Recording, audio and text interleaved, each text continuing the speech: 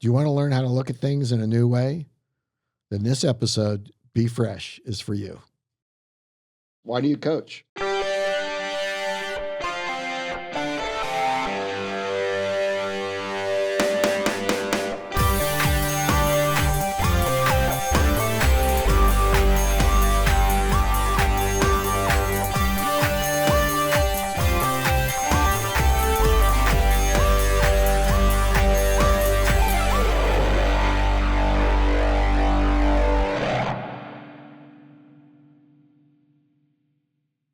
Welcome to the Nick Anthony Show. I'm Anthony. And I'm Nick. Hey, Nick, how are you? I'm good. I think this is going to be a fun show. I do too. I can't wait. What do you think of yellow? What's your feeling on yellow? Is this a Drexel yellow? I mean, it can be if you want it to be, but Is it? it could Doesn't be. it looks a little brighter than a Drexel yellow. Yeah, I don't know. I always love that. You know, to me, there's two yellows. It's like mustard and bright. I don't know if there's another yellow, but like the world seems to like, You're a big art guy, huh? Yeah, yeah. Two I'm looking tons at of our yellow. logo as on the wall, and I'm seeing one yellow, and then I would call the other maybe two if you want to give them mustard, but then the others are orange. So Right. anyway, That's true. but yeah, I'm playing golf today. Gotcha. So Good. I got my went golf shirt. You will be seen. At least hopefully I can see my ball. So- What do we got today? Anyway, what do you got? We're going to talk about being fresh. Okay. So- not as a kid to your parents, right? Probably not. Okay. Probably not. Yep. So does the name Fosbury Flop mean Yes. anything to you? Yes, but high jump. Yeah. Okay. So he won the Olympics, innovative, like his own flop, his Yep. own movement over the bar in the 1968 Mexico Olympics, right? And it was super crazy. That's why it's named after him, right?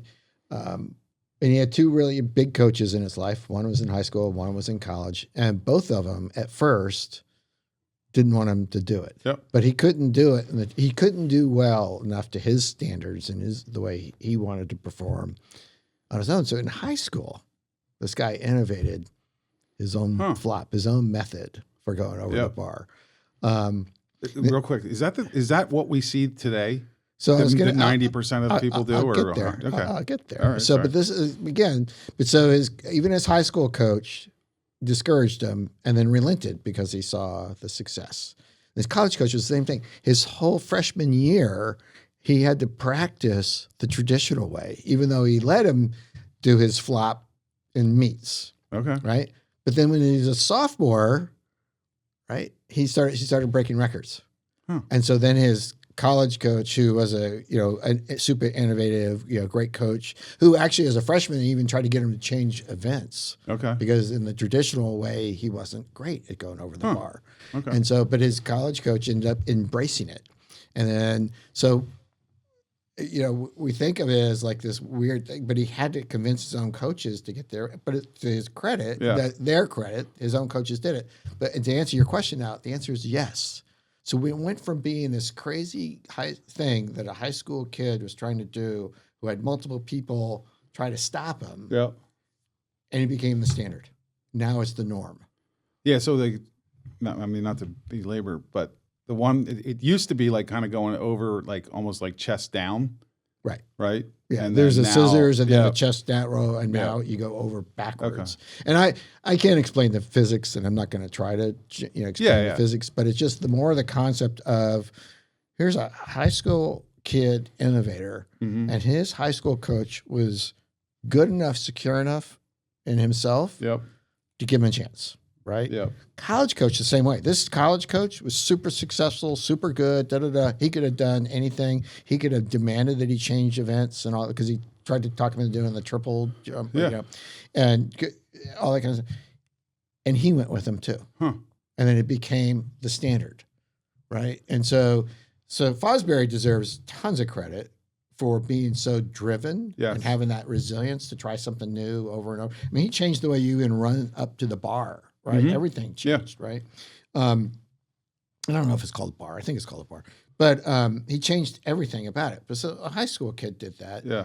But the coaches were good enough to be fresh enough to look at things fresh enough to eventually say yes Yeah. and let him do it. And then the rest became history, became the standard. It hasn't changed since 1968. Okay. So, but so that's what that's what this episode's about, right? Because I've seen it we've all seen it in everywhere, not just business, but in coaching and the way you go about your life and everything else. How many times have you heard in your life, well, that's the way it's always done? Yeah. Right. I know it drives you nuts, doesn't Right. it?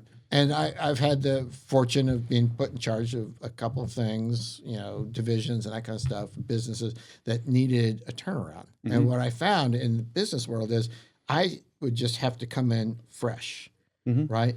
And what I've always found is the person before, the people before that I happened to be replaced, they hadn't made changes in a long time. And the old guard was the old guard. And people get in these entrenched habits where they think, oh, this person here is the best. This organization model is the best. This is best. And it happens in coaching all the time too, where like coaches play their favorite player, Mm-hmm. whether it's the right team or not, or they put a group of athletes in the field, right, and not the best team. Like when Gina Buggy was here, she Mhm. was very open. It said, you know what? I know I wasn't the top. I think she said 16. I can't remember Yeah. what the number 18, was. 16. Yeah. Whatever number. Yeah. I know I'm not in the top number of Yep. players in field hockey at that time in the United States. Yeah. But she brought something different. Yep. Well, I give total credit to her, and that's most of what that show was about. For that episode, right, was about her resilience and her just being a constant engine of energy and all that kind of stuff. But you got to give the coaches total credit too for saying, okay, we got this, we got this, we got this. This person isn't the best of these things, but this person brings this, and that's part of a fresh approach, right? Yeah. Whether you're trying to turn around a business, turn around a team, or whatever.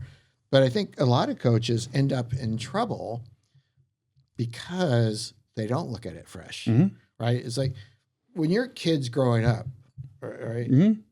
Any kid, not your kids, my kids, they change like every day. It's not. Sometimes it's a revolution as it goes along. Yeah. It's a big giant jump, Yep. right? But sometimes it's like many evolutions every day, and you have to like talk to that kid to what they can handle that day. Yeah. And tomorrow, they're going to be different, so you have to talk to them differently. Yeah. And we've just seen so many coaches, so many people that they can't do that. Mm-hmm. I mean, I know this one team who they set 7 months before their big championship. They set who is on their A team and B team for teenage boys. Well, there's teenage boys in 7 months that become men. Yeah. And I don't mean that Yeah, yeah. sexist. No, I mean, it's little true. girls become older girls and little boys become older boys. A lot happens in 7 months in a kid's life. Yeah. And something might click on intellectually to where all of a sudden they can, dribble with both hands, or they can switch hit or whatever. And if you set it like that, then it just, first of all, you don't know that you're going to be taking your best team Yeah. to to whatever your championship kind of thing is. But then you don't give people a motivation to keep working, right? Yep. You just said you're B team no matter what. And then A team people, they're kids, right? So sometimes like I'm on the A team no matter what, they might not try as hard. Yeah. And then so you have B team players that can pass A team in that amount of time. Yeah. And I'm not saying not to have stability. I mean, our last episode, we talked a lot about stability, but you've got to be fresh. You have to constantly looking at the way the situation is today and new. And that means everything, right? Yeah. That means your coaches, that means your style, that means your drills, that just means everything. Yeah. No, I would. I mean, I think it's really important, and just to play off that in the immediate, I would say, what happens when at certain levels when you're not fresh is you lose your job, and they bring in somebody else, right? And a lot of times it's not because you're not a good coach. I mean, Right. Like with the Knicks winning, the NBA championship, Tom Thibodeau is a very good coach. And I don't know if he was, there could be a lot of factors, right? Mm-hmm. But sometimes they just need a different voice, right? And because you're not being fresh, you're not kind of, and to play off our other episode, you may be worrying about things that aren't as important, and so they bring in Mike Brown. They win an NBA championship in his first year, and that is not as uncommon. I would go back to the Golden State Warriors. Mark Jackson was a very good coach and he took the Warriors to pretty good places, in Steph Curry's early part of his career. They bring in Steve Kerr. He even says, like, I didn't do that much different, but it was fresh. And in the pros, I think sometimes you wind up hiring just to be fresh. And they, what we're saying is don't, try to reevaluate yourself as a coach so that you're not doing that, right? So that you don't have to be changed out. The biggest example, and I've mentioned this on the show, I have a theory, and I should go back and I should probably prove it. I think often, especially, I often think coaches do their best coaching job in their first couple years in taking a job. And I've said it, and this was our team at Drexel when Bruiser Flint took over. He inherited a team that he would never recruit. They weren't his type of players. They were smaller. They were, I don't know. They just weren't his type of players. And he was forced to look at fresh because this was his team. And so he had to kind of, change his thinking a little bit in order to coach this team, and in year two, they went to the championship game. They probably didn't have any business doing that, but, Brew did a really, really good job of coaching that. But, so I think that example on the good way, is looking at things, in a non-static way that, like, every year you walk in, it's like, okay. And even, I think you've mentioned it when we talked to Denise Dillon, when last year, just how every day she seems to kind of like, okay, it's a new day. Right. And I remember that really stuck with you. Well, and I believe that, right? You just said every season, right? Yeah. But in most things, you have to take interim evaluations, right? It's like, you go back to our project management tool called Space. I think it was episode, I can't remember what episode, one of the earlier ones, right? That E is evaluate everything all the time, right? And so you almost have to come in. I'm not saying you do it so that you're wasting time all Correct. the time, but you are evaluating all the time. But you have to create time when you sit down, like it's a blank sheet, like you're the new guy coming in, even if you've been at the program for 30 years. Right? You come in and you sit down and say, blank slate, what would I do if I was brand new at my job today? And I didn't know, Sammy's wife, Sally, and I didn't know, and I didn't know this kid's dad, and I didn't know, like, what would I do fresh with no emotional attachment to anything? Just like fresh, like a blank piece of paper. I'm in charge of turning this program into whatever it's going to be next, right? The part of the goal setting, figuring out what it's going to be next, right? But what is it? And you have to do that a lot more. So I'm pushing back on you a lot more than once a season. You got to do it interim steps. It's like, I was going to say, but don't get in your own way and overthink it and not and cause chaos. I agree. You don't. Yeah. But evaluating. Going back to your point about Kerr is, he said he didn't do that much that different. He evaluated everything. Right. And so he still went back to his own office or his own, thinking space or whatever it is, looked at everything and said, I'm keeping this, I'm keeping this, I'm keeping this, I'm keeping this, I'm changing this, I'm doing that, whatever those things are. So it's not instability for everybody, for you as the boss, right? As the coach or general manager or whatever you are, to sit down and evaluate everything. And you don't change things just for the sake of changing them. Yeah. That's not what this is about, because it doesn't, as we've talked about in other shows, it doesn't take monumental, super changes usually, or mass firings or mass getting rid of all your players or all that usually to turn it around. It's tweaks here and there. It's those kinds of things. And so that's, you're right. It's not to go crazy. But if you don't look at things fresh all the time, you're never going to get innovations. Yeah. Right. And that's why I want to go back to Dick Fosbury, is because His high school coach could have said no. His college coach could have said no. Not should have, could have said no.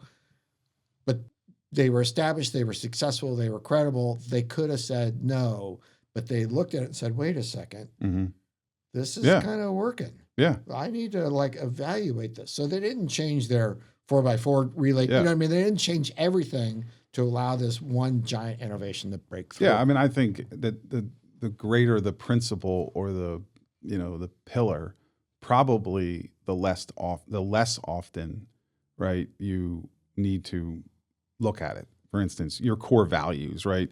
You're not being taking a fresh look at them every day. You know what I mean? Like, but maybe how long are we practicing, or like why aren't we getting off to a good start and things like that. So I think it's like the greater the pillar of a program, the less often, right, that maybe you're taking a fresh look at it. We'll be right back to the Nick Anthony Show. A trained coach could be the difference maker your program needs. Coach Across America partners with youth sports organizations to provide trusted, consistent mentors equipped with sports-based youth development training that supports kids' physical, mental, and social well-being. If you're interested in the impact a CAA coach can bring to your program, learn more at coachacrossamerica.org. Welcome back to the Nick Anthony Show. When it comes to, kind of this is a new day, what am I doing? I do like to think of, and I use this with our coaches sometimes, I try to use it with myself, like, if we were an expansion franchise, what am I doing? It was kind of what you said, right. Is that's just, a great analogy. And because you have a blank slate. And it's like, okay, well, what kind of player am I going to bring in? What kind of coach am I bringing in? And it's like going through that either with yourself or with your, kind of your core leadership team, is healthy. I would, and I also think it can, and I can't speak to whether he did this or he didn't do this, but, sometimes it is literally just a check, right? And you keep doing the same thing. You don't, right? I mean, like, college football went into this evolution at one point where everyone went shotgun, everyone went pistol formation and got away from pro style offenses, right? And Jim Harbaugh was at Stanford at the time, and he stayed with it. And and Stanford got on the map in football, had some of their, if not their best years, Rose Bowl, all this stuff, by still running the ball, being big, and pounding it. And he was successful. Now, did he take a fresh look, or was he just stubborn and it worked? I don't know, but it doesn't always mean, just because they're doing it, we have to do it, or just, or because we're not having success in the moment, it doesn't necessarily mean it's wrong. Everything is a process, they do have to learn it, but you do have to, take a fresh look at it. Is like, okay, is it, or am I just beating, or am I just a dead horse? Am I just in a bad habit? Yeah. Right? Do I need? I mean, it's hard for coaches to move on from the people that they like, and that's not just what I'm talking. I'm not just talking, but I mean at every level, right? But it's not necessarily just because I like this guy or woman, I'm going to keep them. Yeah. Right. It's not just because I'm comfortable with, this assistant coach has been with me forever, blah, blah, blah. But you know what? They can't do it anymore. They can't communicate with the type of players that I have, or the job has outgrown them or whatever. I need to find a different place to put them again. So it comes back to, again, it's like every day, it's not literally every day. I understand your point. It creates too much chaos even in your own mind, but the constant evaluation of, Am I doing the right thing to achieve the goals for the program, for the team, or for whatever? Yeah. And I mean that for youth stuff too. Like if you're in youth stuff and your system is creating a bunch of parents that are pissed off at you all the time, right?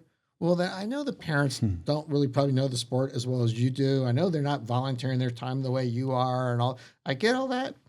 But really, if everybody's mad at you all the time, then you need to say, like, what should I do to have a fresh slate. I need to have a fresh slate because I really want the best experience for these athletes. Yep. And if the parents are the problem, then you got to find a way to deal with that, right? Yeah. Whatever that blank slate is. If it's the way you communicate, I was going to say, Right. it might just be that. Right. You might be doing all the right things. You're just not communicating Right, it 'cause right. And that I- might be the fresh look is about the communication. right? You And know? right? Absolutely right. I mean, I was dealing with a team this last spring, and the coaches were awesome, Mhm. right? But the parents didn't know the sport enough to appreciate what the coaches were doing. Yeah. And so if I was counseling those coaches, I would say, don't change anything you know what I mean? Blank slate. Yeah. Don't change anything you're doing with your kids Yeah. because it's awesome, Mhm. right? But take a little bit of time to educate the parents on what you're doing so they understand. Mhm. Because the parents, I mean, I have a lot of sympathy for the parents because A, I am one. And I've been really frustrated through the years Yeah. watching different sports and different, I have 4 kids, different sports, different venues, all that kind of stuff. Debatable whether Anthony's a crazy parent or not. Go ahead. I am not a crazy parent. I don't yell. I don't do anything. But I am passionate and I do evaluate. And, but so I know, like this example I'm giving you is coaches were awesome, Mhm. but the parents are still mad. Mhm. So what do you have to do? You have to walk in fresh to there and say, okay, here's my situation.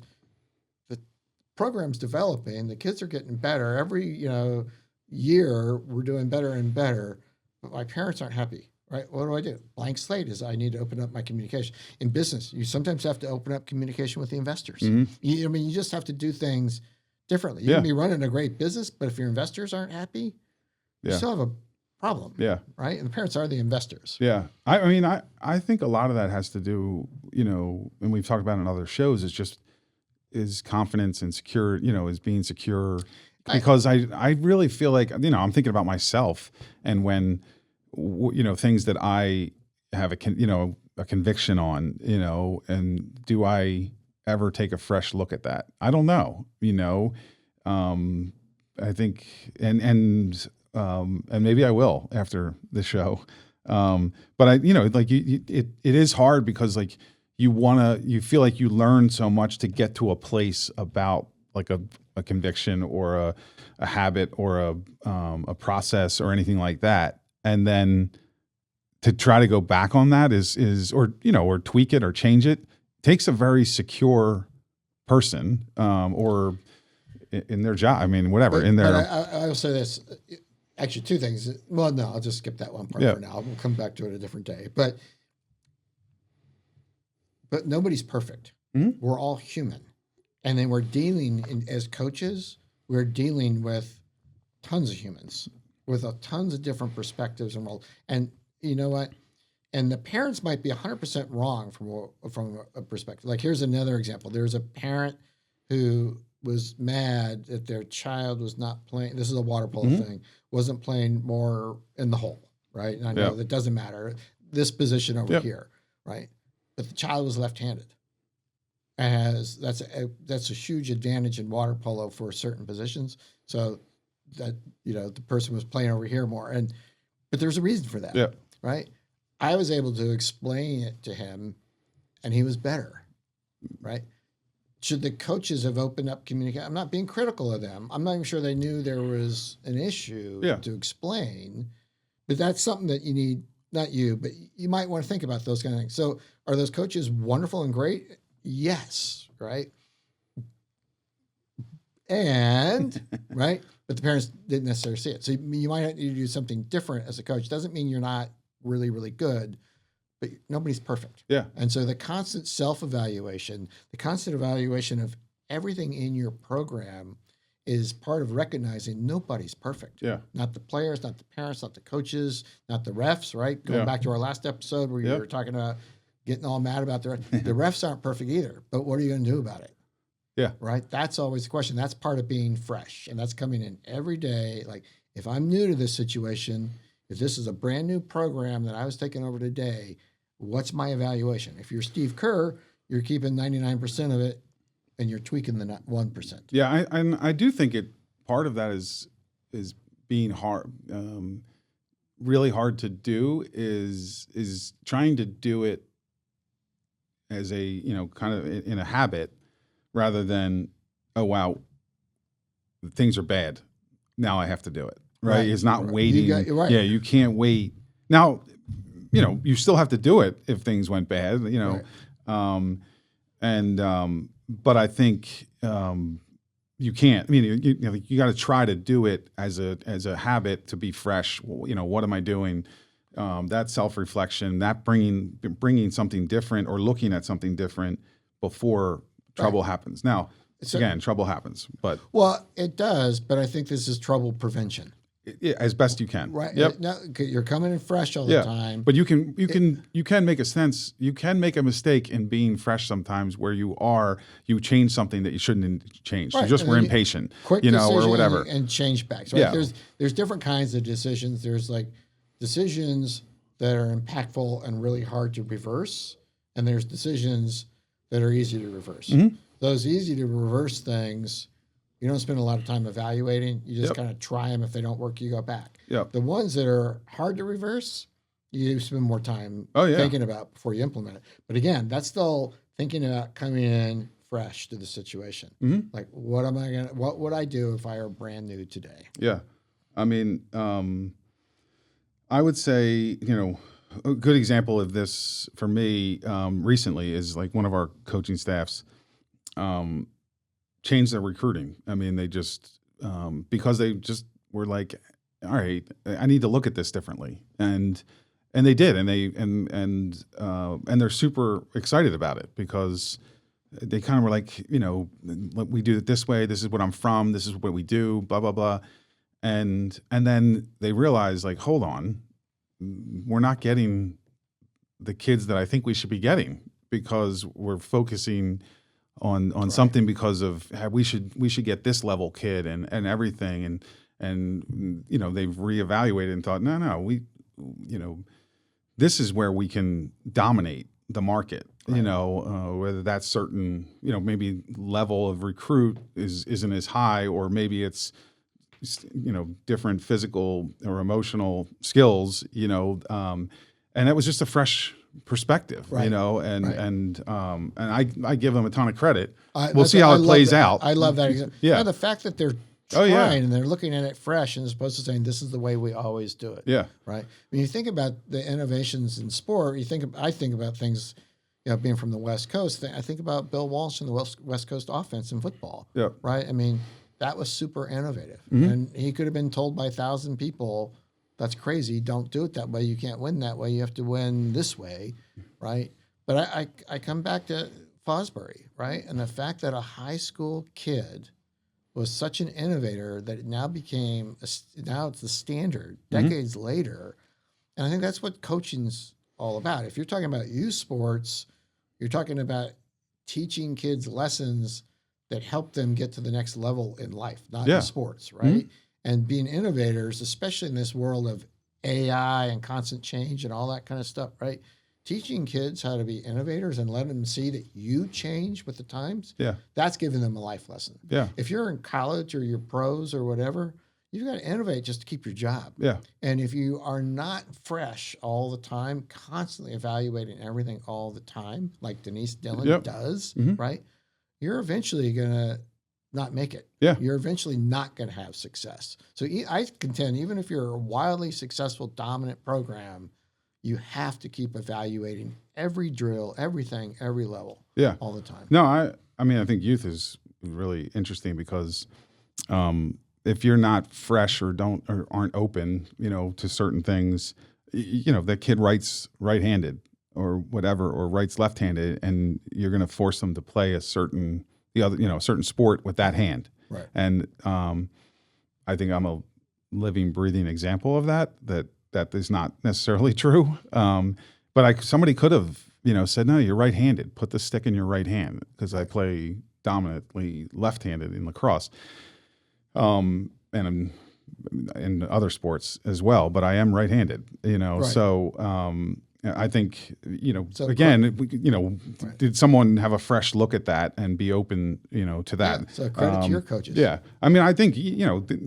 being fresh is also just on an individual basis as a person, but as an athlete, Michael Jordan had to make the decision.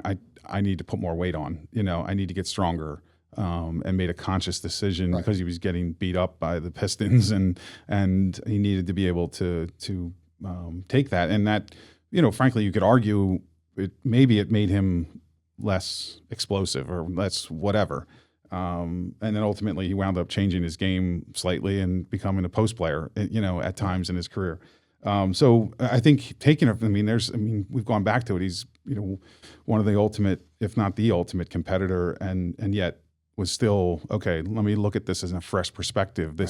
Maybe I can't just jump over them all the time. Maybe I need like something different. And, and again, like coaches letting them do that, I think is, or suggesting it in a, who knows, how that played out. I also think, just in general, you look at Steve Kerr, I got to believe, and I use he and Steph and Michael Jordan a lot in examples, but, Steph Curry changed the game, right? You're talking about the Fosbury flop, there never would, you weren't allowed to shoot, from 30 feet. But Steve Kerr was open to allowing Steph Curry to do that and recognizing that that's a good shot for Steph Curry. Right. And it may not be a good shot for 98% of the population. It's 99.999. But that's an innovation to the game, but it was, just kind of that open look.